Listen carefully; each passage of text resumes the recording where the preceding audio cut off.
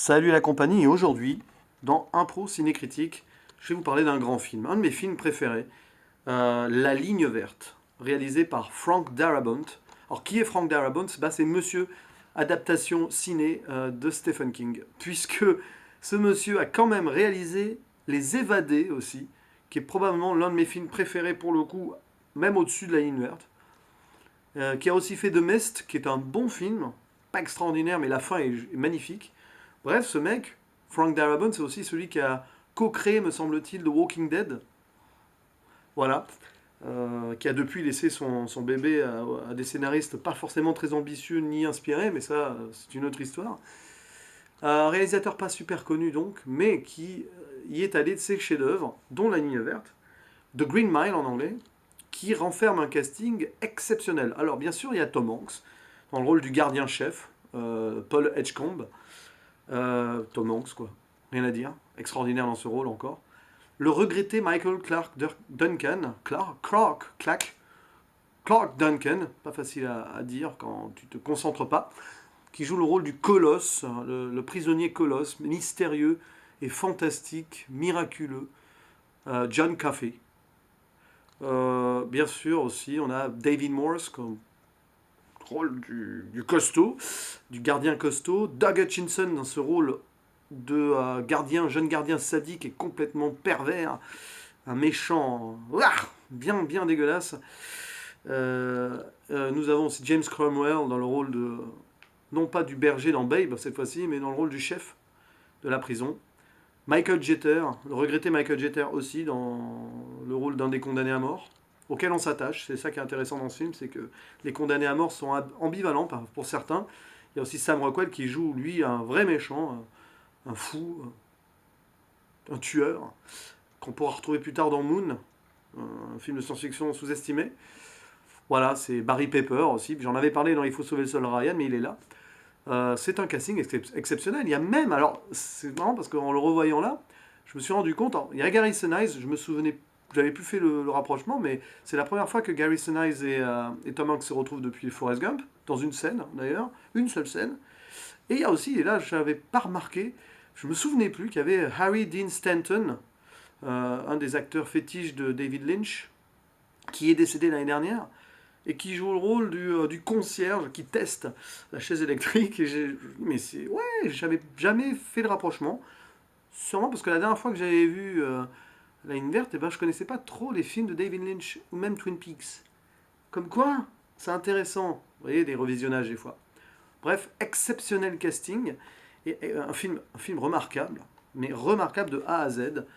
C'est quasi un 10 sur 10 ce film. Bon, je mettrais un 9, 9,5 parce qu'il y a quelques moments de longueur. Mais franchement, il fait presque 3 heures le film hein, quand même. Mais franchement, quelle épopée.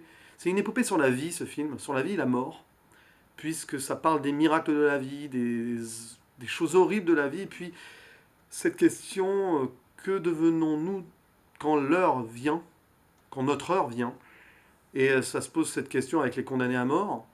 Et puis on se pose cette question à la fin, puisque là je suis obligé de spoiler. Je suis désolé, hein, là c'est du spoil obligatoire, parce que ce film, si tu spoiles pas en parlant, tu dis rien.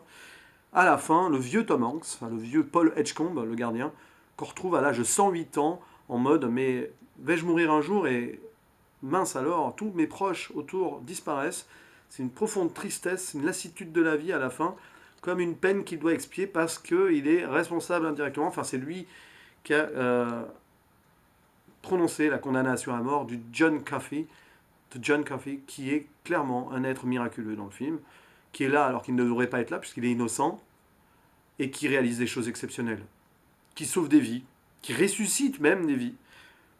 Et on ne sait pas pourquoi. Alors c'est peut-être d'ailleurs ça qui est intéressant, parce que c'est à la fois extraordinairement bien fait et un peu frustrant. On ne sait pas pourquoi, on ne sait pas d'où il vient, on ne sait pas si c'est Dieu, on ne sait pas si c'est quelque chose d'irrationnel, autre. Il y a beaucoup de côté religieux dans ce film, mais pas forcément trop. C'est clairement, c'est bien fait. Et bref, John Coffey est doté de pouvoirs exceptionnels qui font qu'il peut soigner le mal. Mais pas que. Il peut aussi transmettre le mal. Puisque dans une scène, à un moment où on le voit sauver la femme du chef de prison, James Cromwell, du chef de la prison. Et après, il retient le mal en lui, et il le transfère dans ce gardien sadique, là, Percy Whitmore, qui tue le méchant Sam Rockwell, Billy the Kid.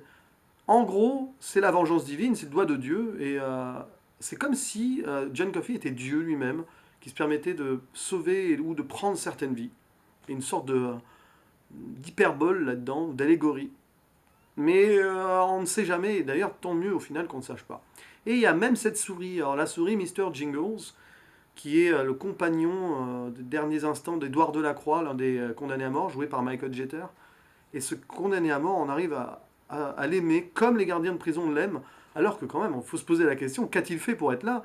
Il a certainement fait quelque chose de dramatiquement grave, et on arrive quand même à s'attacher à lui. C'est quand même drôle comme film dans un sens. Ça se fait qu'on se peut se poser plein de questions sur la vie et sur la conséquence de certains actes. Est-ce qu'un homme peut être pardonné? Visiblement, il y a ce côté du pardon et de la miséricorde aussi qui est abordé indirectement dans ce film.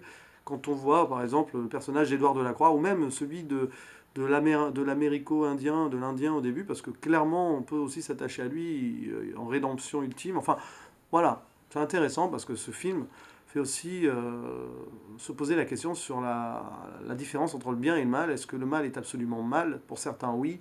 Est-ce que le mal peut être pardonné? Apparemment, oui aussi. Et puis, le bien, est-ce que le bien ne peut-il pas subir aussi le mal? Ben, la réponse est oui, avec John Coffey, qui n'a rien demandé, qui est l'innocence incarnée et la gentillesse incarnée, et qui à la fin meurt et qui demande même à mourir. C'est terrible. Puis ce final, évidemment, Paul Edgecombe seul, avec Mr. Jingles quand même, parce qu'elle aussi, la souris, elle a survécu et a été dotée d'une certaine pseudo-immortalité grâce à John Coffey, puisque c'est John Coffey qui rend et le personnage de Tom Hanks et la souris quasi immortels. Mais vous imaginez d'ailleurs la détresse dans laquelle on se trouverait si on était immortel. Certains rêvent d'immortalité, mais quand on voit comment termine le vieux Tom Hanks, enfin le vieux Paul Edgecombe, bah, il voit tout le monde mourir, quoi, y compris sa dernière amie de la maison de retraite. Bref, ce film est exceptionnel, vous voyez, j'en bafouille, aux amis de la technique, comme dans La Cité de la Peur. Bref, c'est un film exceptionnel parce qu'il se fait poser des milliards de questions pendant son visionnage et à la fin on est en mode à la fois émerveillé et en bad. Je trouve que c'est un film assez badant. Un des films les plus tristes que j'aime, clairement, avec La vie est belle de Roberto Benigni. En le revoyant, c'était quand? Vendredi soir, ça m'a vraiment pris aux tripes et d'ailleurs j'en ai mal dormi la nuit d'après. Est-ce que c'est une coïncidence? Sûrement. Ou pas? Bref, c'est un film à voir, revoir et re-revoir, parce qu'à chaque fois qu'on le voit, on a un recul différent d'ailleurs. Plus tu le vois âgé, plus ça prend. Et je ne peux que le conseiller, je ne peux que... pour tout d'ailleurs. Pour les personnages, Alors après la mise en scène, voilà, Frank Darabont, c'est un très très bon raconteur d'histoire, avec les personnages et tout, et puis c'est adapté à un écrit exceptionnel. Stephen King, c'est quand même pas n'importe qui. Après, au niveau de la mise en scène, bon, c'est pas Spielberg, c'est pas Kubrick, quoi. C'est peut-être pour ça aussi que je vais pas mettre 10. Imaginez ce film dans les mains d'un Spielberg ou d'un Kubrick. Bon, quelque part, ça aurait peut-être pas eu ça aurait peut-être pas eu le même effet. Quoique que je pense que Spielberg aurait vraiment fait un bon film avec ça. À voir, donc, du coup, ce film est exceptionnel, voilà. Mais pas un 10 sur 10. Mais il fait sûrement partie, de toute façon, je ne ferai jamais cette liste parce que c'est impossible à faire, mais il fait clairement partie de mes 100 films préférés à vie. Peut-être même mes 50. Je ne saurais dire. Ça marque, ça fait réfléchir. Personne ne peut rester insensible devant un tel chef-d'œuvre. Et tu as du mal à ne pas pleurer aussi. Voilà. Sur ce, à bientôt pour une prochaine critique. Portez-vous bien. Ciao, ciao.